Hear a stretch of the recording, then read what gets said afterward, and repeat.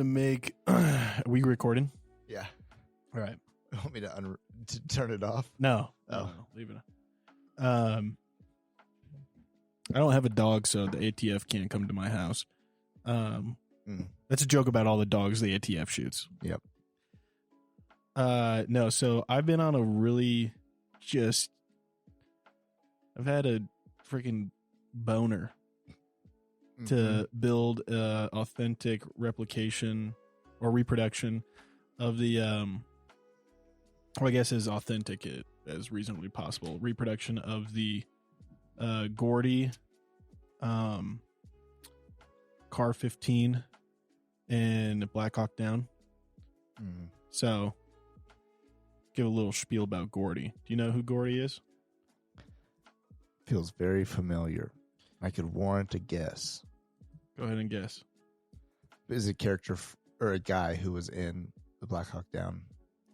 Yeah, so Gary Gordon was one of the two SF guys who were in that Black Hawk that got shot down. Is he one of the guys who says this is my safety?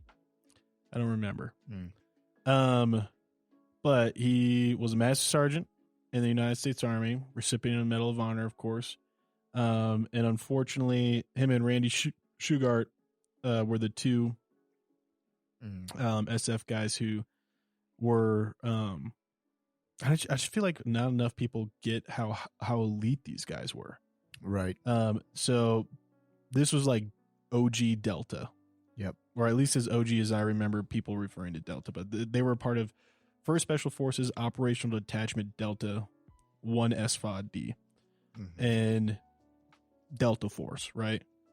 The movies that Chuck Norris did.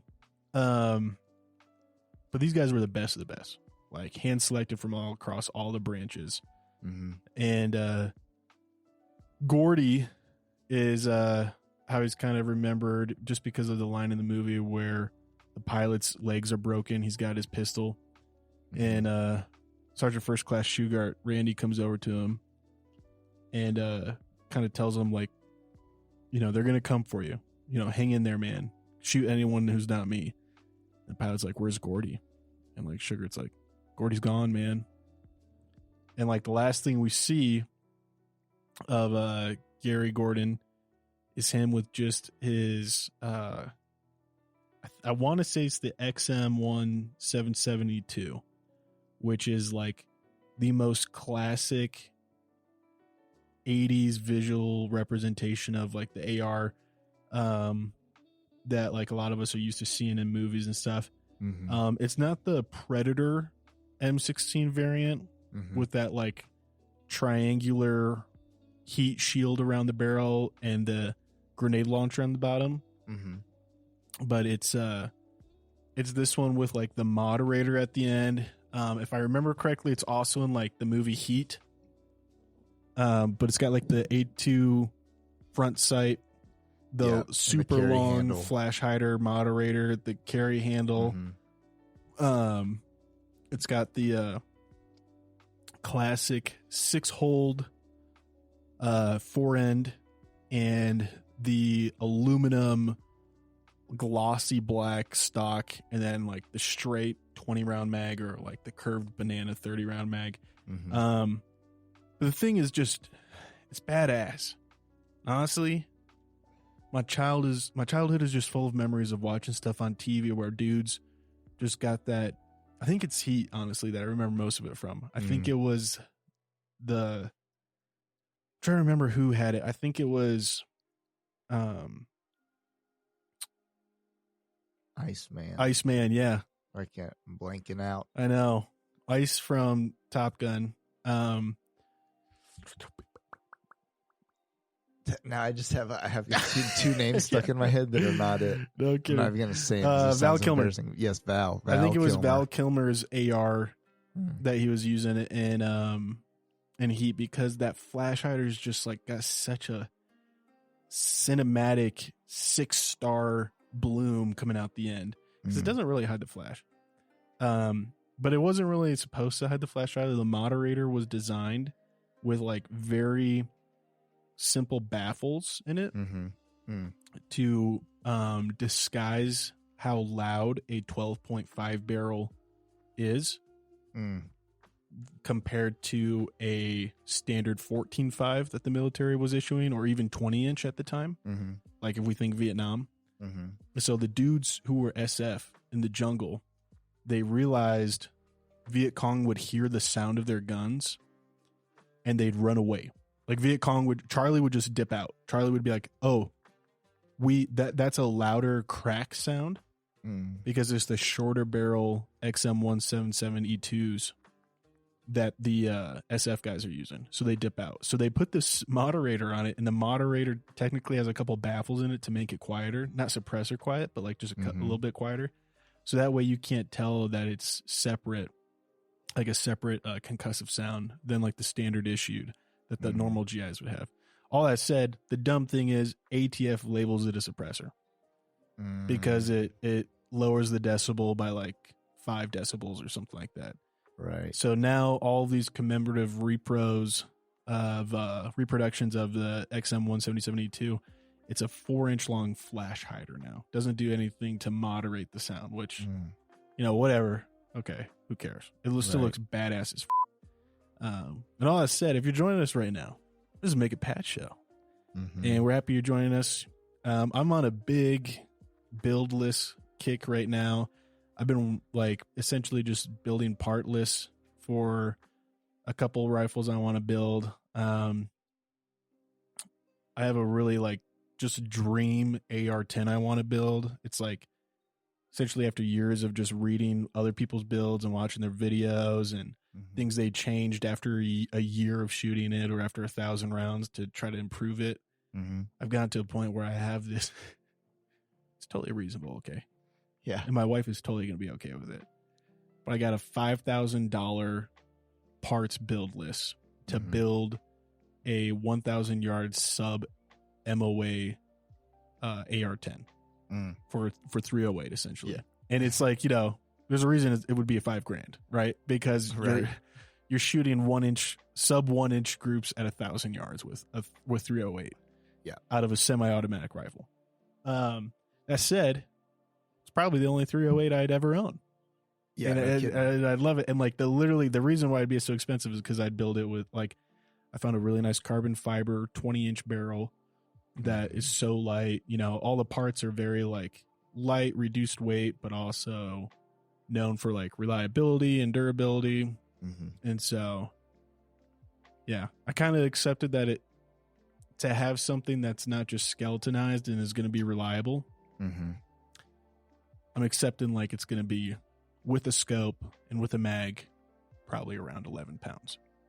Without a scope, without a mag, I got it down like parts list. If I've added up all the parts correctly, it's like 8 pounds, which is pretty great for a 20-inch. That's a pretty big 308. Gun. Yeah. But yeah.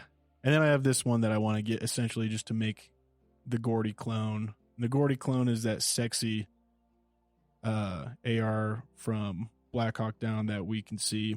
If you want to see a really like the closest thing to authentic you can get, if I remember correctly, it's called the A1 Rifle Reproductions. I'm double checking that right now.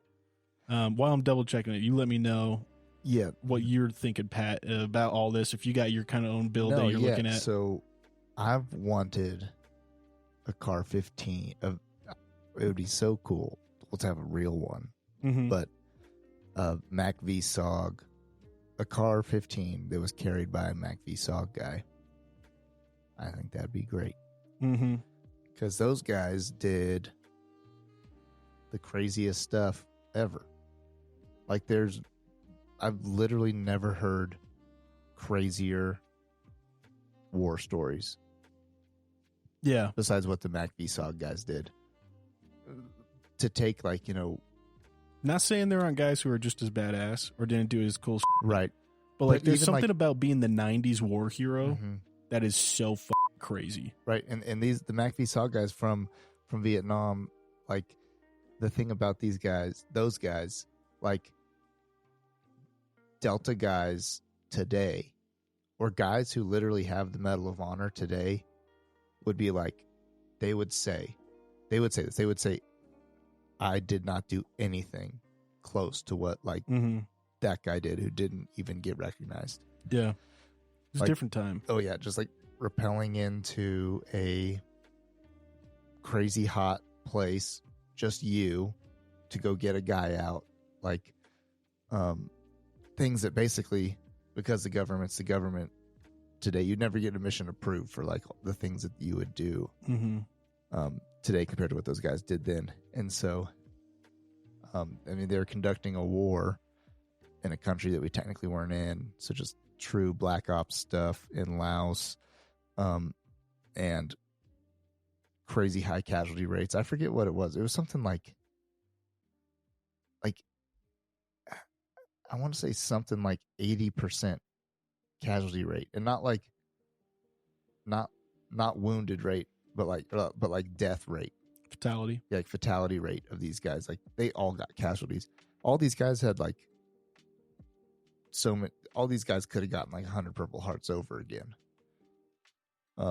for the injuries they would have, and then go back out. But have you ever listened to stories of a guy named John Stryker-Meyer? We've listened to a couple. Just the stories that guy tells. I'm like, I want every story you tell to become a movie so bad. Yeah. I've literally never seen a movie with a scene as cool as some of the stuff he's said happened. Yeah. Because it would be, you'd put that in a movie today and people would be like, that's unbelievable. That's unrealistic. You'd be like, well, it is unrealistic, but it happened. So yeah, I think that, one of the ultimate things to get your hands on to be a legitimate Car 15 that was carried by a Mac VSOG guy. Funny thing about like the carry handles on those guns, there's super high end companies now that are making risers for your gun so you can get your sights back up high again. I know, right? Like let's just get back to the A2 carry handle high sights. Yeah, if the carry handle was on there and you stuck a sight on it, it'd be the same difference as literally these $1,500 attachments to your guns. You know, here's what happened though, dude, is that some homies, like the first Mark 18 Mod Zeros, you know why they're called Mod Zeros? I don't. It's because they were the first like branch wide accepted mod to a firearm that wasn't being like absolutely like penalized. But essentially, like, I think it started in the Navy. And it wasn't just the SEALs, but it was like a bunch of people in the Navy who were essentially doing like security forces and all that. They started just cutting off their A2 carry handles. So that way they would have the rear sight of the A2 carry handle. And then it would be co-witnessed through the early EOTechs or their early, like Trajecons or but like one magnification stuff, you know what I mean? Right. And it's funny because like that happened and everyone was like, yeah, these carry handles, and they just started cutting them off. And then like it became a thing of like, well, why are we cutting carry handles? Why don't we just take the carry handles off and just put a backup iron sight? Right. You know, and then now it's like to the point where everyone's like, wait, let's like raise the sights up again so we don't have to have our cheeks so low to the butt. Right. But okay, so this is what I'm debating getting, just so I don't have to Form 1 this with the ATF. So that's essentially the same thing that Gordy was using, but it's not the 12.5 length. It's the 14.5 pinned to 16. Now you can say a lot of things. You know, you can Monday morning quarterback the shit out of this. Like, can't you get a lighter stock rather than the aluminum one? Is there a better optic to use than that old? I think that's an aim point, if I remember. That's on the top of these. The Gordy one is this one with the tape and nice, and it's like a little bit shorter. The 12.5 configuration. But all that said, I've just always wanted one ever since I saw Black Hawk Down. And I've just heard like great things, like people like, dude, even with the suppressor, like even with this, you know, 6-7 inch long AEM 5 suppressor on there. Well, no, that's a suppressor. Right, that's a suppressor on there. Are you saying you don't have to? No, the suppressor doesn't come with the gun, right? Unless you specify, right? Then you'd have to form one the suppressor, right? But the standard one just comes with a 14.5 barrel, and then the muzzle device for the suppressor to go onto is pin and welded. Okay. So to make it the overall length of 16 inches. Okay. Now, part of me is like, that's pretty sick. But can I build it for myself cheaper than $2,800? Right. So far, it's not looking that way. So far, it's looking like it'd just be cheaper to buy it in this configuration and just be happy with that. Because it comes with the light. It comes with the already pinned suppressor mount. And then it comes with the carry handle with the rail for an optic. And it comes spray painted from the factory with the OG aluminum and OG handguard. That handguard's like the actual one. Like, there's a lot of like people with sticks up there who are like, do you have a 7-hole or a 6-hole handguard? Because the OGs had 6-hole handguards from Colt. And like, if it's got 7 holes on it, it's not OG. All that said, I'm not too much of a stickler about the exact reproduction. Like, I'm all about like, hey, if it works and it runs and it's reliable, let's not change anything. Right. But when it comes to aim point optic, I'm going to put on a better optic, especially when it's a when it's just a 1X optic with a red dot in it. Like, dude, that aim point optic is from the 90s, maybe the 80s. Yeah. There's just better options out there now, dude. Stuff's changed. Yeah. Stuff's changed since then. But all that said, that's kind of what I'm looking into and looking to build. But this, for anyone who's interested, bgdefense.com, man. BG Defense has a full department for restos, and restos are restoration, retro reproductions. They got this sick ass Mark 12 5.56, which is essentially the designated marksman 5.56 rifle that was popular for so long with special forces units, and just overall like special operations. Yes, it's outdated, but like you're buying it for like the collector's item idea. Like there are better suppressor systems. There's a better optic than that old school non-variable Leupold. Yes, it's kind of redundant to have a laser light with a foregrip with a bipod. You can essentially get a bipod foregrip in one, save weight. You can probably get better laser light systems. All that said, though, these are like pre-built, cheaper than you can build them yourself.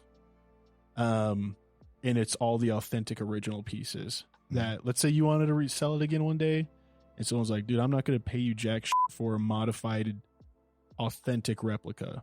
But you could put that original optic back on. You can, put that original stock back on. Then you got something that someone's happy to pay a pretty penny for. But it's kind of like that collector's area of like really good functional weapons that, yeah, you could improve them, but they're still fucking awesome. And they're probably better than most civilian shooters can actually use them for. Right. Like, yeah, you're getting it because it's cool. You're getting it because it's cool, and you might be getting it just because it's the one your dad told you about, how he used it all the time. Or just like it's the one you saw in movies all the time. Or it's the one you used to use. I know a lot of guys buy these, like especially from BG Defense, because they're like, dude, BG Defense, it's the exact same gun that I like killed bad guys with. And boy, does it just feel good having that in my hands again. Like the nostalgia. Yeah. And personally, I just see them and I'm just like, dude, like, what is the point of trying to make a sick ass reproduction to show off to people? And people will be like, wow, this is pretty authentic, man. This is pretty cool. They can do it for $200, $300 cheaper. Yep. And you don't have to do all the work for it. It just shows up ready to go. What do you think about painting guns?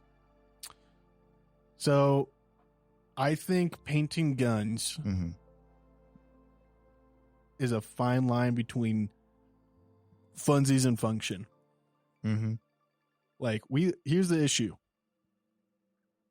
we live in a 4-season state, which means, honestly, if shit hit the fan and we had, it's apocalypse now today, and you have to use that firearm, I really do think odds are the best case scenario is to have just some kind of camouflage material, whether that's natural materials or like fabricated materials to represent natural colors and shadows and patterns, and have one for each fucking season here, because there's just no way your white gun for the winter in Colorado is going to be really great in the fall. You know what I mean? Like, or we're not a 1-season state. It's hard to, even if you walk over the hill to the other side. Yeah, there's no snow over there. Yeah, exactly, because it's south side.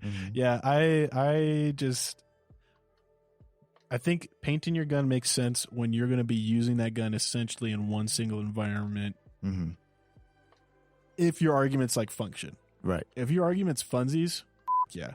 The only thing that I really like get close on the line is like I probably wouldn't ever paint my home defense rifle, right?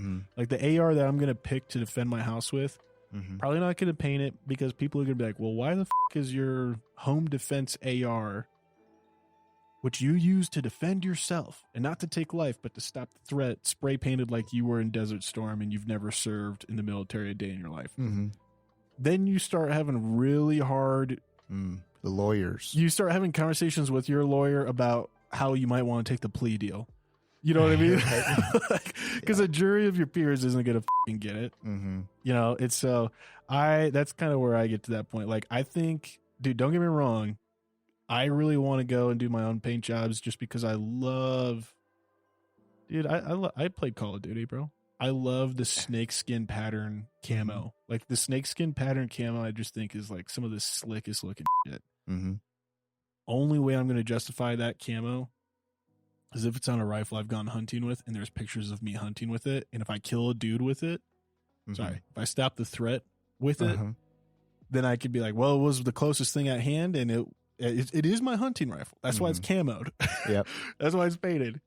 But dude, I see some homies and they're like, yeah, this is my CCW. And they pull out their Gucci Glock with like, I don't know, probably 8 to 10 aftermarket components in it to make it faster, quicker, more accurate, more deadly, however they want to phrase it. And it's also like spray painted to look like it's a weathered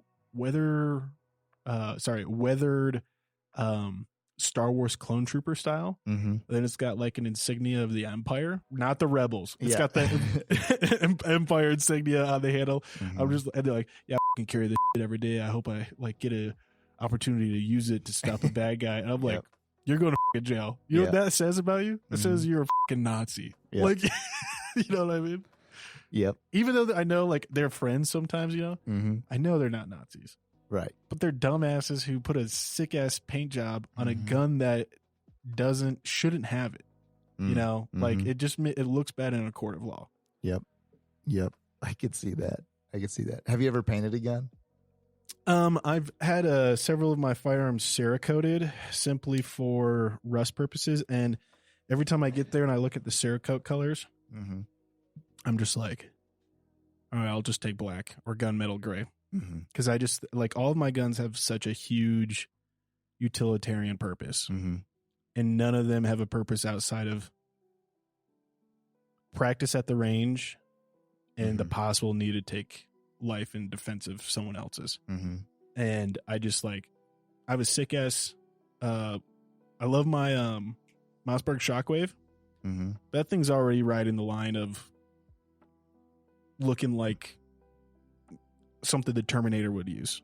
You know what I mean? Like, and that's just the way it comes from the factory. And so I'm just kind of like, dude, I don't need any more attention drawn to the weapon I used if I ever have to use it, or if my wife has to use it in the house, right? Like, I'm just kind of at the point where I'm like, it's not going to be more appealing to the because the headline will be like, gun nut shoots person looking for loaf of bread. That's what it'll be like. That's how it'll play out.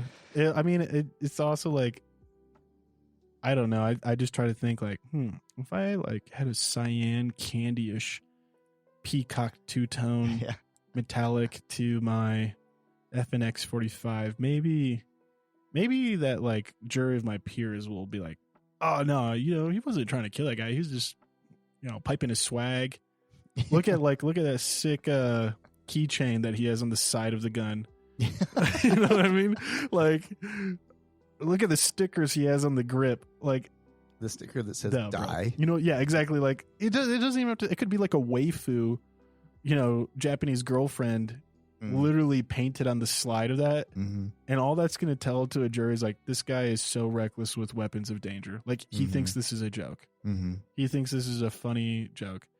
I think lawyers would say the same thing. Like from what I've heard from firearm defense lawyers, they're like, don't buy your wife a pink gun. Right. It makes it look like she or you don't take self-defense seriously. Or like they don't. It makes it look like you think it's more fashion than like a weapon that can take someone's life. And I get it, bro. I agree. I do agree 100% with that like sentiment. Yep. Now, if I was on the jury, I'd be like, this man is not guilty of murder. This is what I'd say to the jury of my peers. I'd be like, unless he was, right? Right. But if it was like a clear-cut self-defense situation, like he's not guilty of murder. He's just guilty of being a fucking idiot and having a bad taste in cosmetics for guns. Yeah. Yeah. I think I've painted 3 guns. I've seen your paint, and I'll say your paint is clean. The guns you've painted is clean, and I don't think it's like boy shit. Yeah. I think it's like it's somewhat practical. Yeah, it doesn't look like you painted it and you're gonna hang it above like your college bed. Right. Or like to show off to everybody, right? Yeah. Like they look good and they look almost kind of like reproductive. You know what I mean? Right. Reproductive, I say that like not for sex, but like they make you feel like they get you in the mood. I mean, like they look like they're reproductions of like the paint job I've seen of your desert one. I was like, that looks exactly like how I've seen like the paints coming out of like custom paint jobs from like Middle East. Right. Right. So the first one, I guess, I had the first gun I ever got was a 30-30. And repeater? Lever action. 30-30. And you spray painted that? I did not. So let me, I didn't paint. Dude, I was about to slap you across the table, dude. So hold up. This one, I restained the wood stock. That's awesome. Yeah. So sometimes you need to do that. And so what I did was, basically I just wanted it to be darker than what it came as. It came as like a light color, and I just wanted it to be darker. And so Did you sand it? I sanded it down a little bit, and then I sanded like off like the poly coat on it, and then I carved my name in the bottom of it, in the bottom of the pistol grip. In case you lose it. Just because honestly, it's like I see it like someday. Just so that way the next kid knows it used to belong to Connor. Exactly. like the bottom of Woody's shoe. It's like the bottom. It does look like the bottom of Woody's shoe. Because I think of like, I hope that gun gets passed down a couple generations. Yeah. And so it's like, someday somebody can look at that thing and it's like, oh, that's Peepaw's right there. He did that like when he was 18. He like carved it on the bottom. And I restained it darker, but then I got impatient and let it dry, and I grabbed the pistol grip of it. And it not a pistol grip, just the grip. Well, I grabbed it around the grip. And on that part, it actually worked out well, because now it looks like an old gun. Looks like someone's held it a lot. Like the hand wore down. Like you gripped it and it just took off enough stain to look like wear. Yeah. And I was like, I like the way this looks. That's pretty badass. So then Did you lacquer it? Nope. I probably should, but I'm just kind of letting it. I was gonna say, I feel like if you don't lacquer it, air could get in, right? It could kind of crack it some more. Yeah, I should probably do something for it, but I'm also like, I kind of like this gun isn't like a collector's piece, so I'm okay if it just starts to look old. Smoke break. Smoke break. Hey, Ken, it's Mick, and I've got something important to talk about. We all hope we never find ourselves in a self-defense situation, but life's unpredictable. Enter the National Self-Protection Plan from Attorneys on Retainer, an actual credible law firm you can put on retainer for your self-defense needs. For just $35 a month, you get national coverage in all 50 states for criminal and civil legal representation in self-defense situations, complete with a 24/7, 365 toll-free emergency line. That's real legal support when you need it most. What's in the package? Bail bonds, scene cleanup, firearm replacement, even mental health counseling. Plus, 0 fees for a laundry list of defense-related costs like expert witnesses. So support the show and get yourself some peace of mind. Click the link in our show notes or visit our sponsors page to sign up for the National Self-Protection Plan from Attorneys on Retainer. Hey folks, Pat here. If you're like Mick and I, you're a fan of classic tales like Lonesome Dove, Blood Meridian, The Three-Body Problem, and Steinbeck's East of Eden. With Audible, you can dive into these epic stories anytime, anywhere. Sign up for a free month, and your first audiobook is on the house. To start your free trial and support our show, click the link in the show notes or swing by the sponsors page on our website. Want an awesome website for your podcast? Check out Podpage. We use it for the Mick and Pat show, and it's a game changer. Set it up in minutes, no coding needed. Support the show by using our link to get started. Your podcast deserves a home as great as ours. Podpage, the one-stop solution.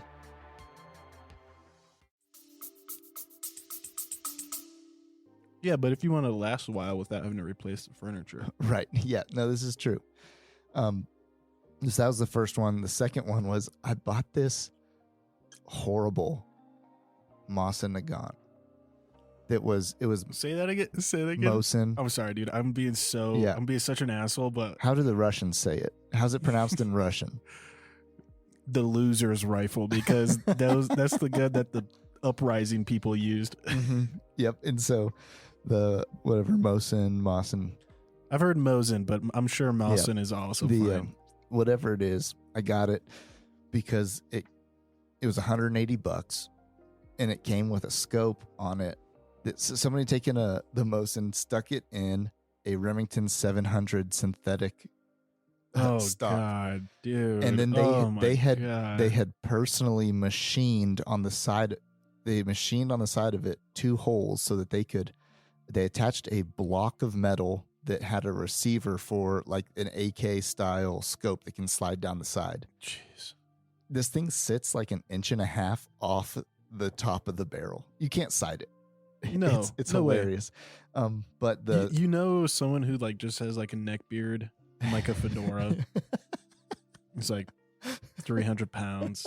Like they don't know the first fucking thing about it. They're just like, I got this gun and I'm gonna make it tactical. Yep. Exactly. And so, but the cool thing was the scope is worth like $500. It's a lit reticle, cool old school scope. Yeah. It doesn't have a rangefinder in it, but it's like a manual rangefinder. Yeah. What you do is you take a target that's approximately 5 feet 8 inches tall, stick the bottom of that target on the bottom line, and then wherever the curved line hits the top of that target, it shows you how many meters out it is. That's pretty sick. Which I love about a 5 foot 8 inch tall target is like the small Asian people that Russia was going to war against. It's like the Middle East. like your average man, more or less. Sure, I guess more or less 5 foot 8. You're like, okay, stick the guy's feet at the bottom, whatever. So, but when I got at the gun store, I took it to the counter, and the guy like is looking at it like, what is this piece of crap? And then he rings it up and he's like, $180. He's like, is that right? And I'm like, it's what the tag says. And he's like looking at the scope and he's like, well, it's a lucky day for you. Yeah. I was like, no shit. I know. So then I left with that thing, and you got a free gun with your scope. Yeah. Yep. On discount. And that thing shoots like crap, and it's hilarious. But so I did take that thing and, like from the movie Shooter style, took a couple, like found some like oak leaves, little rattle can, and just painted it up. So basically it looks cool. I think someday I might just resell it back to the same gun store without the scope. Yeah. For like $190 just cuz. And so that was the second one I did, and that one, it looks cool, but it's a piece of crap gun. And then the third one I did was I painted up my AR. And I think whenever you paint your gun, it makes you highly more accurate with that firearm. Really? Yes. it's like the equivalent of sending like 20,000 rounds through it, instantly. It improves your, it instantly makes you an operator. Oh, yeah. Yeah, right away. So that's why I do it. I would have joined the Marines, but I just had other options. Yeah, exactly. So, exactly. Classic. And so, I think the main reason I like to do is like, I kind of like to make it my own. Like, there's so many just like black ARs out there, whatever. So I was like, there are. And there's something too where it's like some people, if you tell them like, I sprayed this thing with spray paint, they're like, oh my God, like, isn't it illegal to like take like not like actually legal, but like isn't it like it's just so unorthodox? Like take something and like like if I took my MacBook right now and just sprayed the top of it, people would be like, "What in the hell are you doing?" Mm-hmm. It doesn't change the function of it at all. Well, as long as you not spraying in the keys or whatever, just like just like a gun, you have to cover the right parts. Exactly. yes, and it's done right. But like, yeah, I like to watch people's minds break to be like, "You did that?" And it's like, yeah. It's my own now. I made it my own. I made it my own little thing. And do I do it because I think it makes it look cooler? Funsies. It's funsies. Yeah. And there is some mild, very mild, functional application would be like for the AR. It's like, yes, the pattern's broken up. It's harder to see. Yeah. I mean, I think like that. And if you set it down next to a rock in the woods, you could lose it.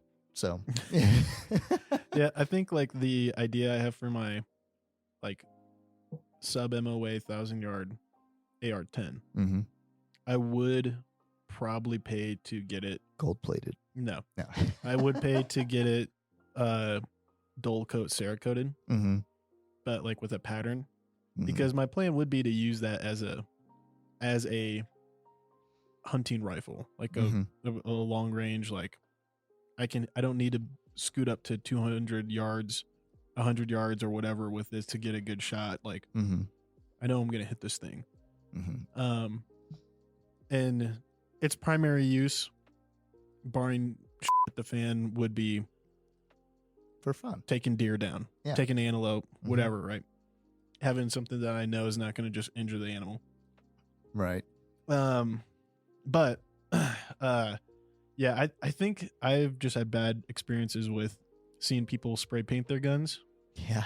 And like it's sticky because they don't use the right spray paint. Yep. Like, you got to get the right stuff. Oh yeah. You got to keep in mind most of this is metal or like a plastic that often will react negatively to the wrong spray paint. And you need to get the right stuff because so many people just don't do their research before they go out and do it. And like I've seen so many bad examples of it. It's all oiled. Yeah. So like lots of those places where you spray it, it's going to come off. Yep.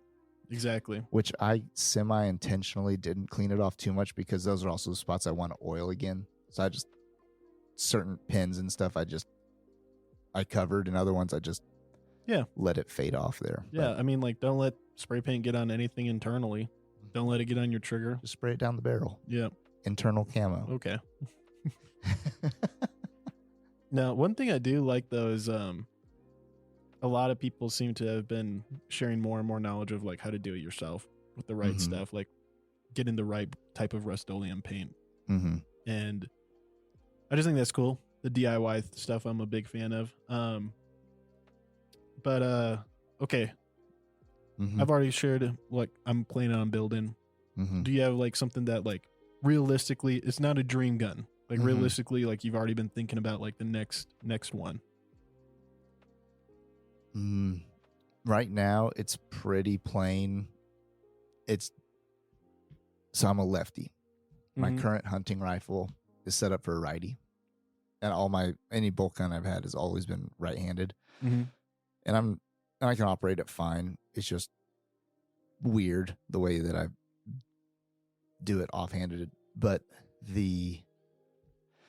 there's basically there's two different hunting rifles out there that I'm looking at getting. Caliber wise, looking at a 300. Nice. And then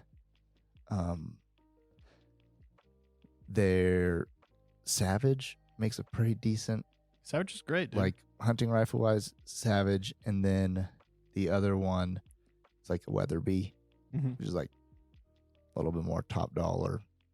But I mean, my argument for like Savages and like just like entry level hunting rifles, there's plenty of fridges full of meat that have been gone with the Savage. Yep, you know, exactly. for entry level stuff. Kind of my same argument for like why people are like, man, 22 just doesn't have a purpose anymore. I'm like, there's graveyards full of people killed by 22. You know what I mean? Like, and rabbits.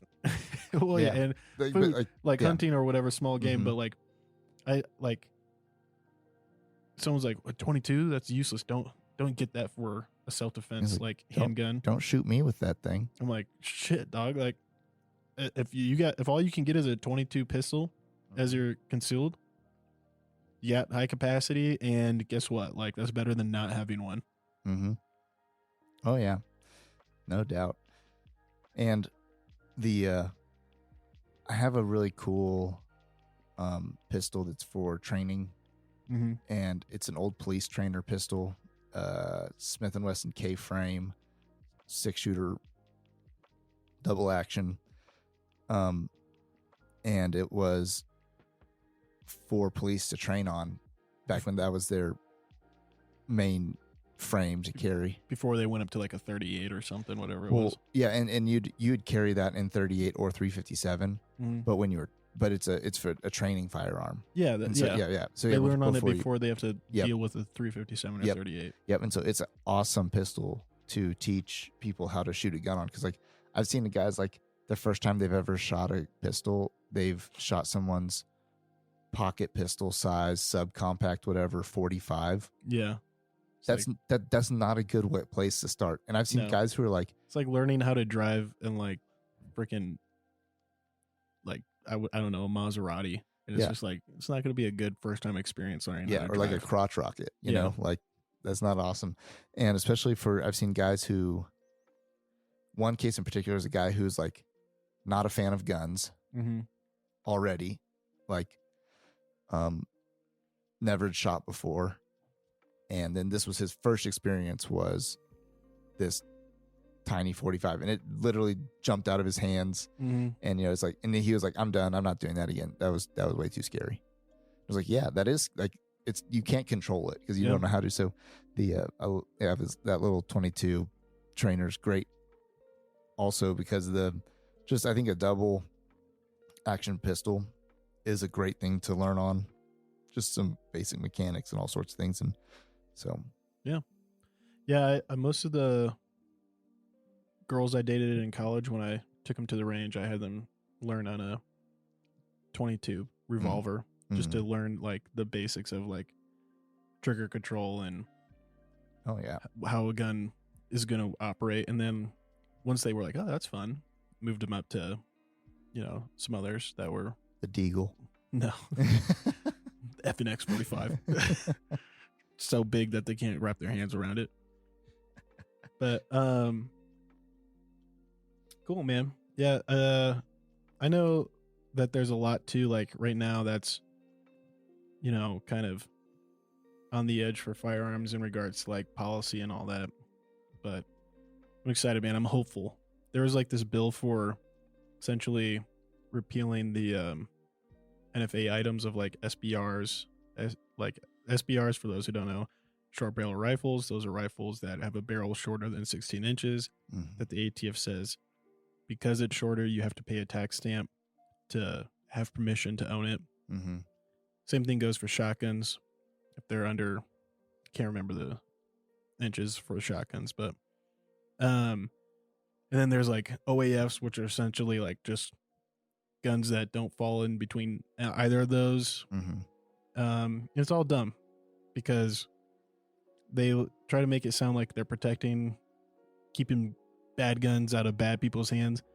They're all deadly. It's they're all I don't want to get shot by any of them. They're all guns, and the length and size. Here's a thing for people who aren't gun people. Usually, the shorter the gun is, the less lethal it's going to be. At least less accurate. Less accurate and less velocity. It's just like basic physics. The longer your barrel is, the better you're going to have velocity, and the more lethal that round's going to be out of farther range. Mm-hmm. So this idea that like they're protecting us by making short guns, harder to get a hold of is silly. Same with like suppressors. Like most countries outside of the U.S. actually like will require you to have a suppressor when hunting. Mm-hmm. Like that's the way it is in a lot of European countries, for hearing safety, right? Right. And like if you think about, I think it's awesome that if you live in a place where you're allowed to shoot guns on your property, that's fun, and I think I support it. But also some days, like when your neighbor is having a range day, it gets kind of old. Yeah, like if he had a suppressor on that thing, that'd be nice. Wouldn't be as much of a deal. Yeah, I think there's this bill that like 2 or 3 years ago it got brought up in the Senate or the House. Sorry, I think it's the House. And it only had 8 representatives. This year it has 36. Okay. So like serious traction on it. Yeah. Enough to like actually be like a change and like kind of get rid of this outdated idea of, firearms. Now, I don't know. I'm a gun guy. And I'm a big Second Amendment guy. I think we should have the right to own essentially whatever is being used in the military. Now, I'm not exactly anti the idea that not everyone should have a Hellfire. I'm not necessarily like I'm not entirely opposed, just because I've seen a lot of idiots with guns. Yeah, I'm a 2A hypocrite. Part of me is just like, I don't know if everyone needs to have a fully automatic rifle, just because I've seen a lot of irresponsibility already out there, and I can imagine like there's been times where I've been like, if that was fully automatic, someone would have had their brains blown out, just because someone was flagging in a single round discharged because they didn't know basic firearm safety. They weren't probably really well educated gun guys, right? And if it had been fully automatic, it would have been about 15 to 30 rounds that go off rather than one. Things like that. I don't know. Here's where I kind of fall on it. I'm a little bit like in the line of like same thing for like getting a concealed carry license, getting a hunting license. Go to a class about like, hey, here's a class on how to like properly like handle and appreciate and be safe with a fully automatic weapon. Pass that class, pass that training. Cool. Now you can go get one. I kind of feel I'm kind of on that page, and I know that's super not like in line with a lot of my 2A guys. Right. And because then it's like, well, then whoever gets in charge of that class could start discriminating again. It's like, I get that. I get that. But what I'm saying is, I've never seen. I want people to be trained on how to, be safe with it. I've never seen discrimination in a concealed carry class. Dude, you know what I mean? Dude, my concealed class guy was hilarious. First of all, he was wearing a tactical kilt. Hell yeah! And he's like, you can stuff a lot in that kilt, dude. Dude, but yeah, he was a brother, so I don't know if he could fit much more beneath the kilt. But but he comes out and he's like, I do this class because the government has taken away your right to bear arms. And the way I see it, this class is pointless. They're infringing on your rights. So here's what we're going to do. We're going to knock this thing out, and then you can go get your guns. It's like, it's just hilarious. You're just like, all right, let's do it. That's it. I had my concealed carry class. I took the class when I was 18. And I kept that certificate until I turned 21, and then, took it to the sheriff department to get my license. But the class was taught by 2 SWAT team guys down in Arapahoe County, Colorado. They were super pro 2A guys. But I mean, I think it just shows like most of the gun guys that like are trained, highly trained, like they're all about like the best thing to defeat firearms being misused is proper education, I think. Like I'm a firm believer in a polite society is an armed society. And if everyone is educated on firearms and how to use them, how to neutralize a firearm. I mean, one of the things like I remember like practicing a lot those guys taught us was like, because school shooters were kind of in the news a lot at the time. Mm-hmm. I was taking this class, they're like, here's essentially how you just make a handgun malfunction. Like if it's in the hands of the dude and he's going to come into like the room or the class or whatever you're in, you're going to die if you don't do something. Yep. And it's best to try to die doing something. And at that point, it's like, is it wise to throw your hand out and try to grab that gun? It's wiser than sitting down and just letting them point the gun at you and pull the trigger. And so there's a lot, like I've like gone through courses and learning about like how to cause malfunction in an AR. So that way, like they can't keep shooting. And it's really not that hard once you're educated on it. And like you can do it pretty quick, especially to someone who's untrained and just is like looking for easy targets. Right. Same thing with handguns. And all that said, like I think if that education's out there, we have a more equipped society for dealing with the bad guys who have guns. And I think if the bad guys, wherever they go, or know they're going to probably find someone who can stop them, even if that person isn't carrying a gun, there's someone out there who can make their gun essentially defunct, then they're going to be thinking twice about targets. Yeah, and America's gun education is video games. Now it is. That's what, yeah. It used to be you were taught like firearm safety in high school. Exactly. And now it's just what is it? Oh, just, kill enough people that now you can get the cool sticker on your gun in the game. And if you die, you respawn. It's like, there's like, essentially there's this, complete lack of respect for what that thing brings to bear and what it is as a tool. I think this is true. I might need to get fact checked on it, but I think it's in like Switzerland. Are they the neutral ones and all this stuff? Yeah. Yeah. Landlocked Switzerland. Yeah, I'm pretty sure I might be totally wrong, but here's what I think is true. That I think most households there have an automatic firearm in their house. Required, like if not required, encouraged by the government to have. Because here's the deal, they've been neutral for so long. If they ever had to deal with something, they can. Because imagine trying to infiltrate somewhere where everybody comes out of the subdivision armed. And I think Switzerland also has some of the, if not the least amount of gun deaths in their country. Like out of like these first world places. Like Euro capitalist kind of countries right. that kind of America is compared against usually. Right. And so I could be totally off base with that. But I do think the logic at least stands in that, like, if every person understands the function of that tool and the destruction it can bring to bear,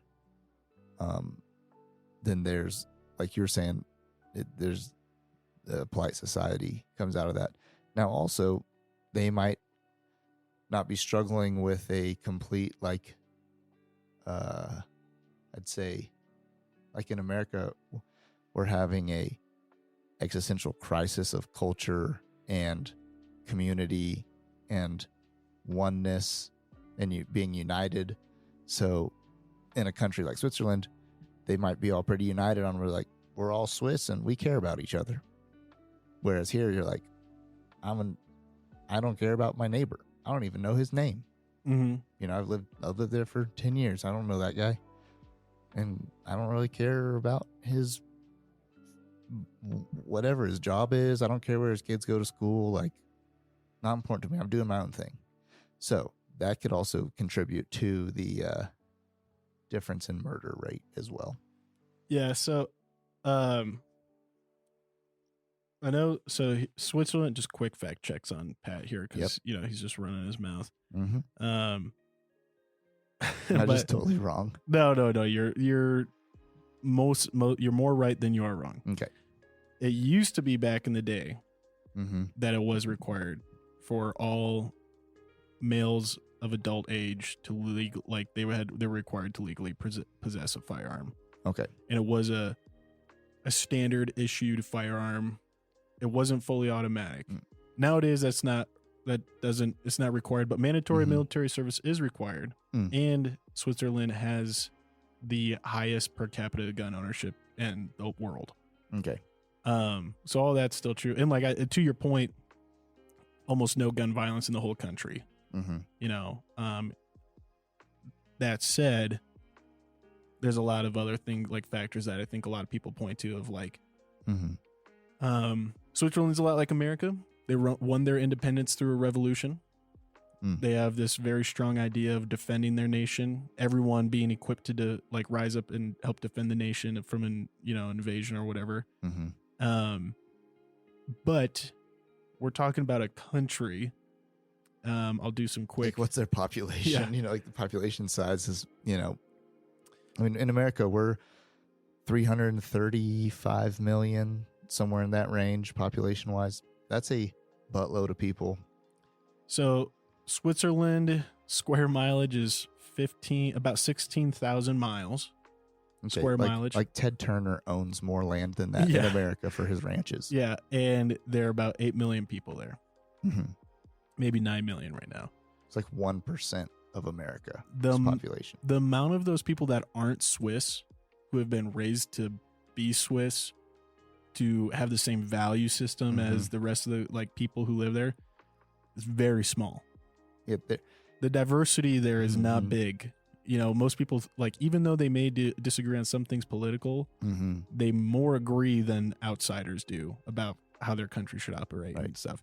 And when we look at a place like America that is incredibly diverse with a lot of different opinions across a lot of spectrums, there's not a unified ideology in America like there used to be when we were a smaller population with a little bit more I would say cohesive beliefs. Whether those beliefs were right or wrong, I'm not going to go into there. Right. But it's just one of those things unified.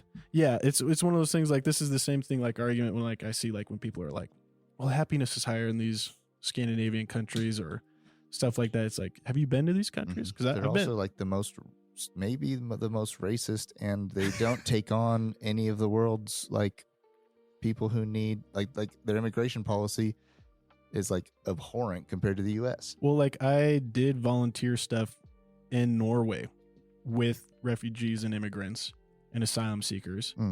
And we were gonna help teach them English, and part of that was learning what the process is for someone to become an immigrant in Norway. Dude, in Norway pretty much says okay, you're here for a little while where you're gonna be going to class, and this class is gonna teach you how to be Norwegian. Cool. You're from another culture, whatever, that doesn't matter. You're gonna start treating women, men, children the way Norway says you need to treat them, or you're out.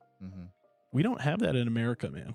That's not a policy here in America that you have to be re-educated on how to be in this society. And so when you go to those countries, a lot of those people are yeah, you can come, but if you're gonna come, you need to assimilate. You need to assimilate, and you need to leave your culture behind because we like our culture. And we're going to keep our culture the way it is. And just people aren't aware of that, man. People just don't know that is how these things operate. If there was a push here to now our immigration policies need reform on both ends horribly. But if there was some big push to be force the assimilation, force them to become patriotic Americans. Yeah. They'd be the ultimate hate crime or something. Yeah, I mean, people would be losing their mind. They'd be up in riots over here's the thing, people don't get this, but there is a specific curriculum for Muslims in a lot of these European countries where Muslims need to essentially you need to accept that you cannot treat your wife this way. You cannot treat your daughter this way. You cannot raise your sons to believe that they're better than them simply by gender or whatever like that. Because a lot of the This is another thing a lot of people don't want to admit. A lot of the refugees and asylum seekers are coming from pretty hardcore radical Muslim countries where it's not like modern day, American Islam that we see a lot. And I say American just because I see a lot of Islamists in America that are very or Muslims. Muslims, Islamist is yeah. Muslims that are not as radical in their beliefs. They're a lot more of like kind of, I would describe as like secular Christianity, secular Judaism, secular Islam. Like contemporary, yes, contemporary is a good word. And where they don't believe in jihad, right? Or in like they do, but they believe in the spiritual jihad, which is the greater jihad, which would be the war at within yourself, not the lesser jihad of in the summertime we kill the unbelievers. Yeah, and like the more radical, like Islamist groups are immigrating to these European countries, and these European countries are like, you cannot kill your daughter if she has premarital sex. Right. You do not have the right to beat her. It's like hard. Like a lot of these people get kicked out because they refuse to get with the program, and like they get sent back to wherever they try to come from. And no one knows that is like part of the process in these countries. And that's the reason why these countries are these. It's like liberals moving to Texas. Yeah. They're like, listen, you get on board or you go back. But like, I don't know. I'm not saying that they do it right, but I'm just saying like the grass is greener on the other side. Well, it's greener because they make you water it the way they want you to water it, and you don't get to walk on the grass. Yeah. And if you're like, well, that, I want to be free and I want to walk on the grass and I want to decide if I water it or not, or if I decide I want to water it with Kool-Aid. It's like, okay, go back to your country where you have dead grass. Yep. And you can do whatever you want there. Yep. I was on a train in Italy, and it's kind of funny because sometimes the seats face each other. Like, I think that's cool. Which is cool. Like, I to talk. I did see this meme where it was like some airline was thinking about like pointing the chairs towards each other, and someone was like, I'd rather die than like sit like and stare into the eyes of the other person the whole time. I'm so old school because like I just love chatting on the airplane. I chat on the airplane all the time. Like you're that guy, like the guy next to you's like putting on his AirPods like intentionally, like, hello, I'm trying to not. Yeah. And you're just like, so coming or going? Yeah, dude. I think that's good. Dude, sometimes if I feel like someone's really distant in a conversation, I'll like say like some like scary airplane fact just to like make them not want to stop listening and not stop talking. Like I'll just say something about airplanes that's really, like, or like this model of plane that we're on, and I'll just be like, yeah, like, you want to know something kind of whack?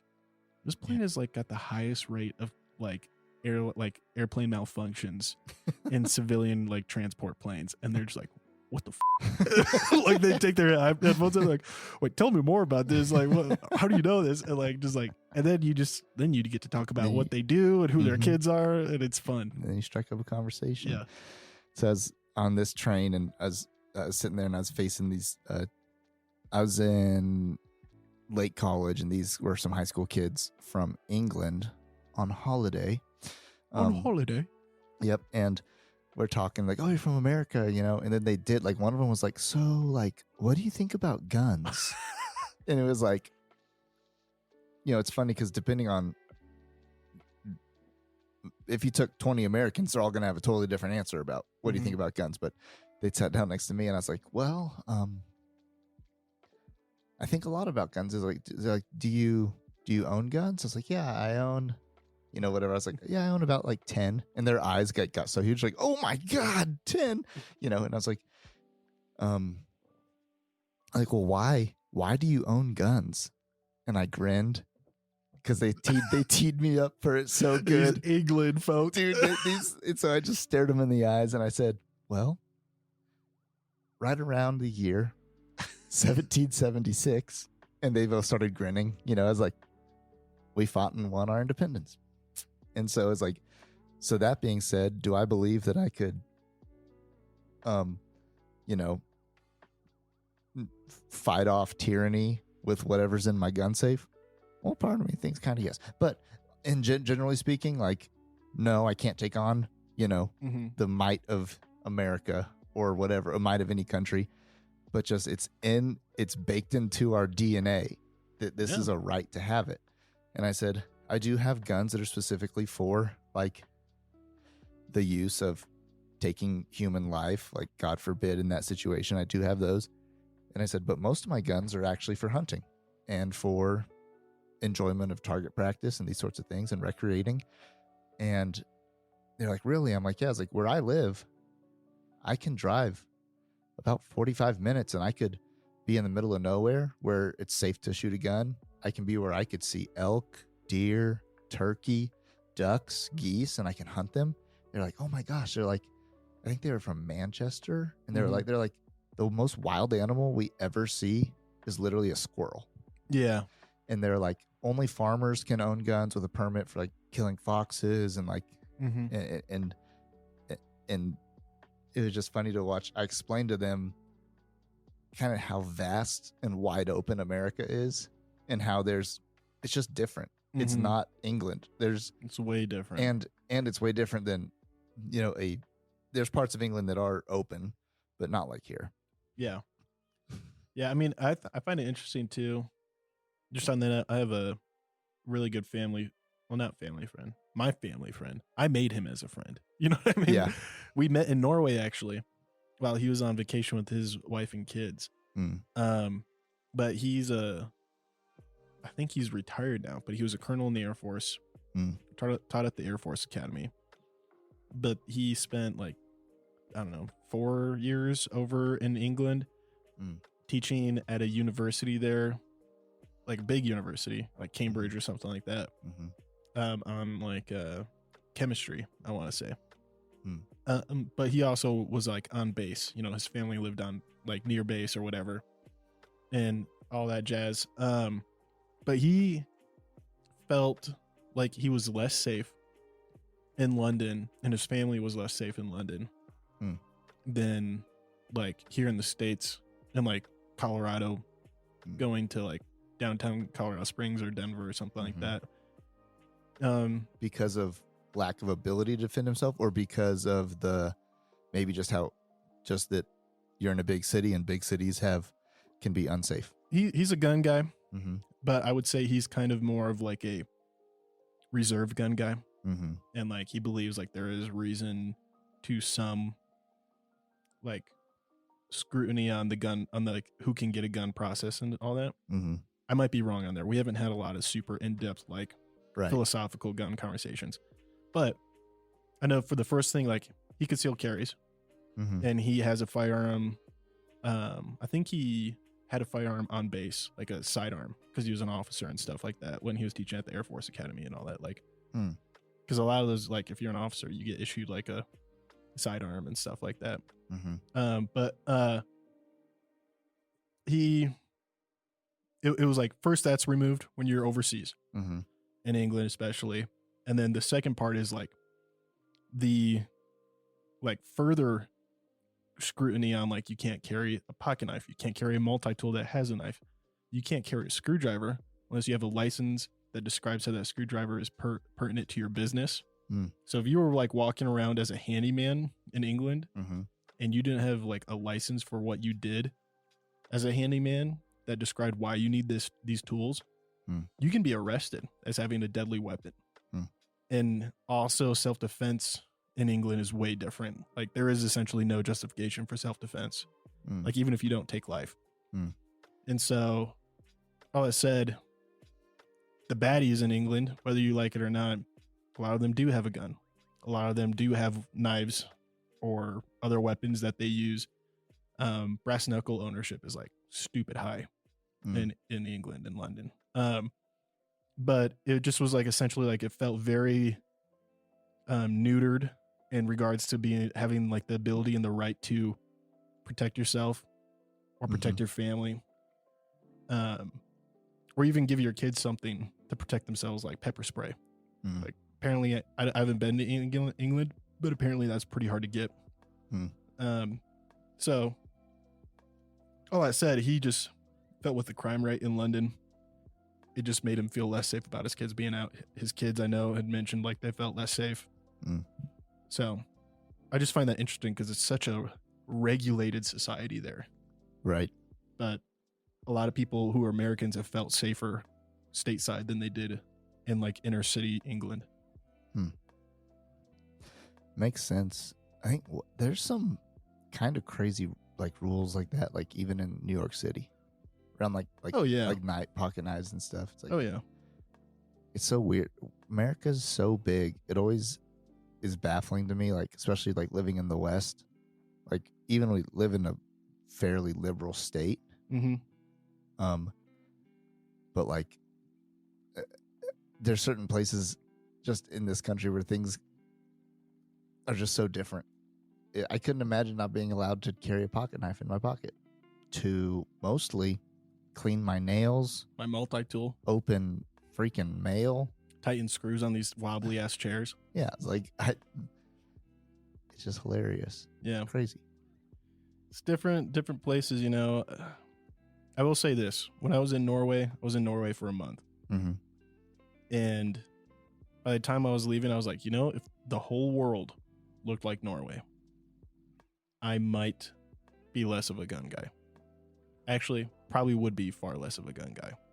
Like because the need wouldn't necessarily be there. It just, if the whole world was like that with like this cohesive mindset on like how to handle disagreements and keep to your own business and how to treat people, and the whole world was raised in that same culture and it was universal, I would feel better about it. Yeah. You know, but that's just not the world we live in. Those are pocket societies of less than 10, 20 million people. Right. Norway's population is like 5.5 million. Right. It's less people than New Mexico. Same square mileage as New Mexico. Yeah. 5.2 million of those people are Norwegian, born and raised. It's a different world than what we have here in America. Oh yeah, definitely. And this is definitely a slippery slope, like argument. And I know there's all the pitfalls in it and stuff too. Speaking to like guns in America and all that stuff, and it's like what you were saying about being maybe less of like, you know, a gun guy if the whole world was like that. It's like, and then even speaking to like people want to ask like, how do we solve like gun issues in America? It's like, if you could snap your fingers and make every gun disappear in America, like, then you could actually maybe start mandating, regulating rules, having these laws and putting these things in place that make it more strict. Yeah. And I'm not saying I'm for all those things, but just being like, the cat's out of the bag here.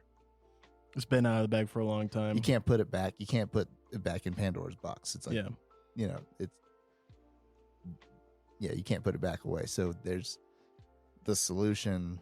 And even in societies where they did put it away, look at Japan, dude.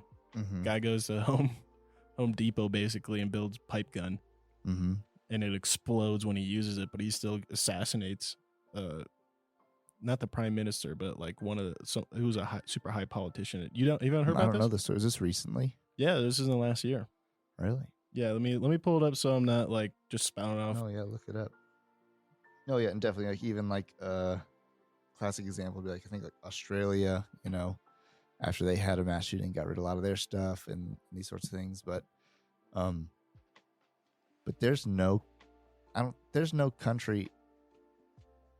Every country's unique in their own ways, but like in America, it's 7. This is an old stat too. It was like 7 guns to every. There's 7 known guns to every citizen.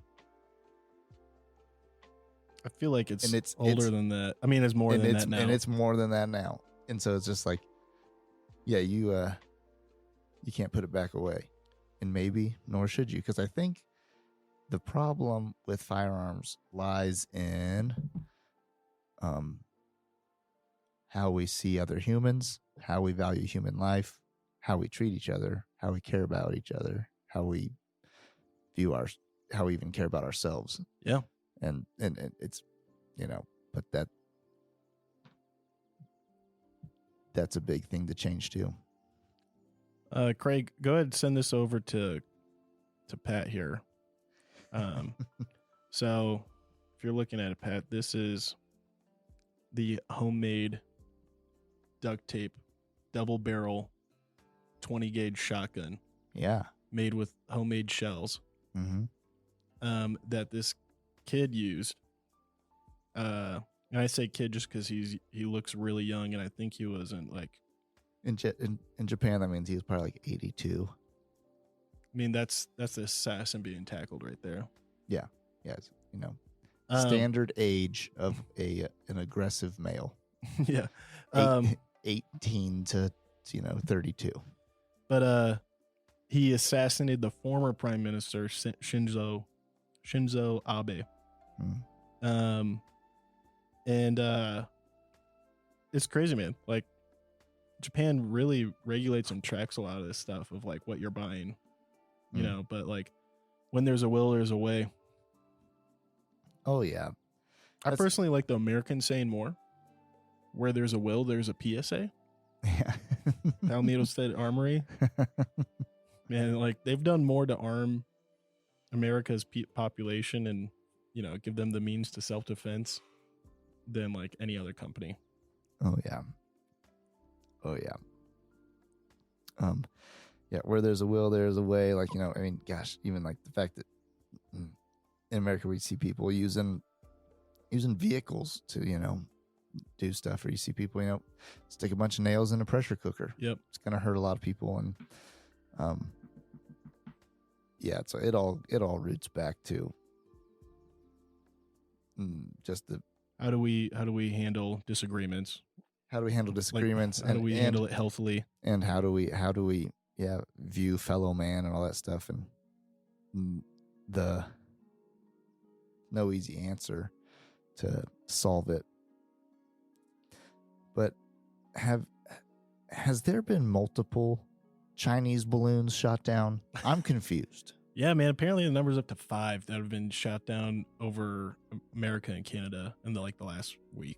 Yeah, so once like, because did the first one come out because some dude saw it with his like telephoto lens? Yeah, he was like just looking up the sky at daytime or something like that. I don't know who the pulls a telescope out in the daylight. He's like, I'm just bored as shit. He's just taking pictures. I think maybe it was because of the moon was out, but because there's a picture. Michigan. Yeah, and or they're like, he's just taking pictures of birds, just a birder. I don't know. Dude, it's the width of 5 school buses. It's that giant. Balloon, dude. That's huge. That's fucking ginormous. Oh yeah.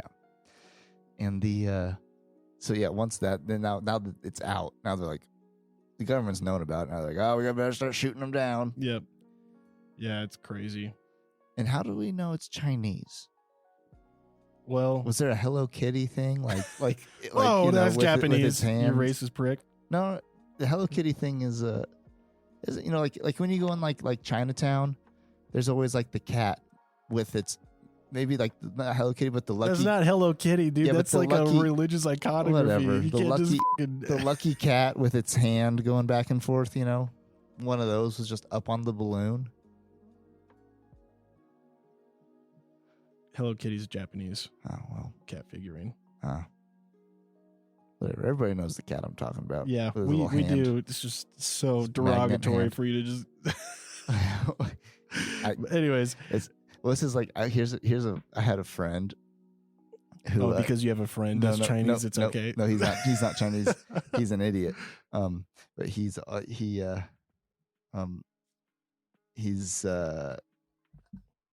South Korean. And so one time someone was like, dude, like people are talking, they're like, yeah, like you're Asian. And he's like, I'm not Asian. I'm South Korean. And that's what his thing was. So I don't know if he didn't know that he was Asian also. Yeah. Or if he like had such pride in his like South Korean heritage that he was like, no, dude, like I'm South Korean. Like if someone's like, I'm from Texas. And like, oh, you're a Southerner. You're like, no, I'm from Texas. I'm not from the South. I'm not an Alabaman. But like, because this same guy also, when he went to make ramen noodles once, he just threw the brick in a pan. No water. Heresy, dude. When he went to make grilled cheese once, he took a Kraft single, didn't unwrap it, threw it on the pan. Heresy. So I don't know if This guy's starving to death. Dude, I don't know what his deal some was. adult skills. I don't know what his deal was. Here's my question. Yeah. Without an answer, right? I don't think you have the answer to this. Mm-hmm. Maybe Craig can look it up. So like we call ourselves American. Mm-hmm. But there's a two whole continents that are America. Right. And no one in those continents are like calls themselves Americans. Yeah. Like can you imagine going to like freaking, I don't know. Ecuador?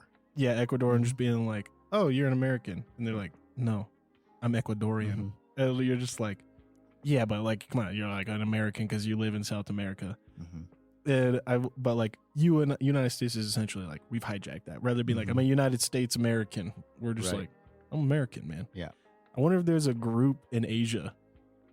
Like if it's, I would wager it's, well, I don't know. China has such strong nationalism that they really like the title of Chinese.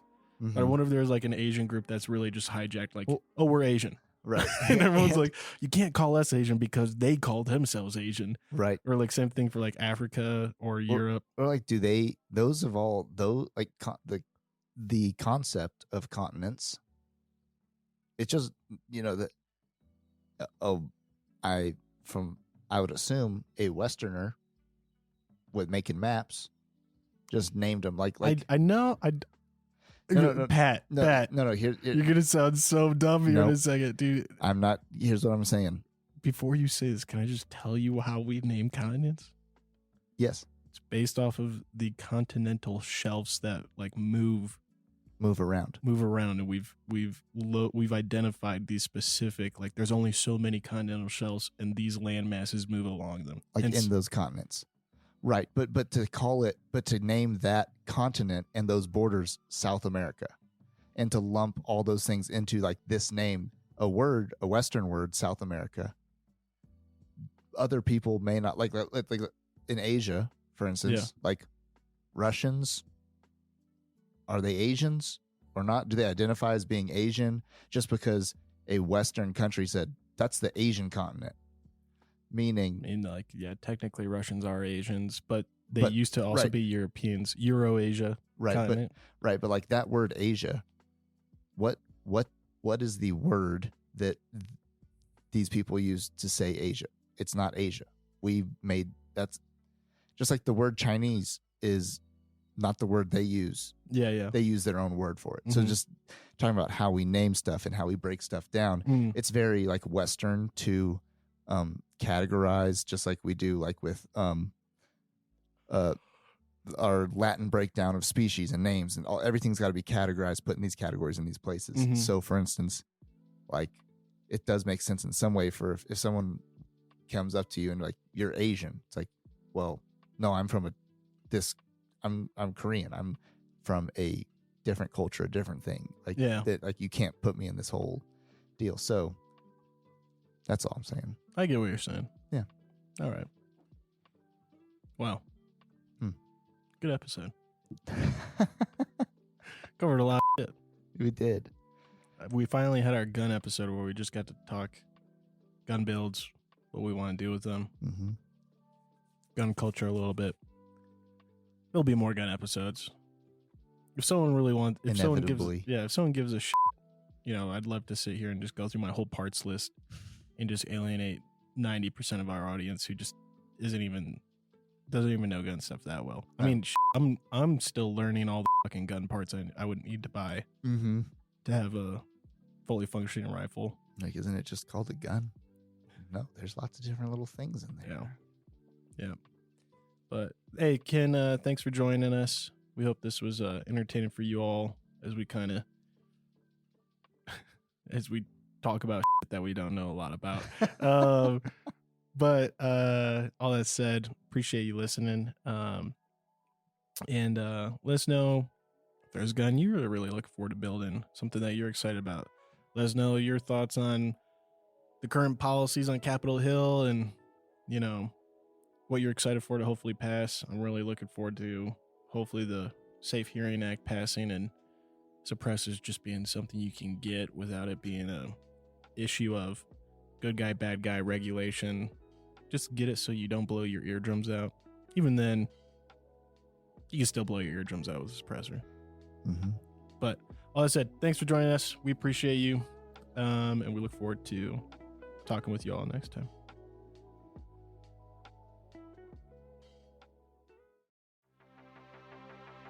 Thanks for tuning in. If you love this episode, drop us a review. If you have qualms or comments, leave us a voicemail on our website. While you're there, check out our latest news, merch, and deals from our sponsors. Till next time, Ken.